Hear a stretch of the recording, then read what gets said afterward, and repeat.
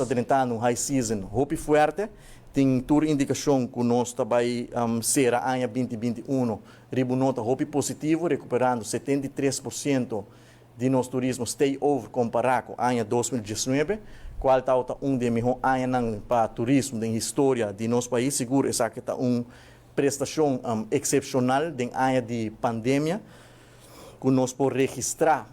cifra aqui para o que vai a pandemia tem presente, nós mira outro país no mundo com a situação da escalar país da vai em lockdown, nós quer evitar que nós chegue de extremo aí, pero para de ano de uma pandemia, me quer cifra aqui seguro está dando uma indicação de crescimento positivo também de nossa economia. 2022 também está permitido de ter melhor ano se nós manter a situação de Covid-19 bom de controle naturalmente, para esse é reto no momento aqui para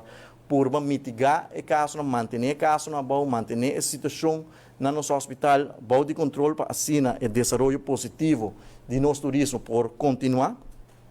Nós mira também que desde nossa abre nossa fronteira na marítimo back, que nós conseguimos receber barco no cruzeiro na luna de junho 2021, com gradualmente essa que bem está recuperando para a luna de dezembro. Nós estamos esperando 42 calls de barco no cruzeiro e para a luna de janeiro acaba nos ano é boa notícia que nós estamos esperar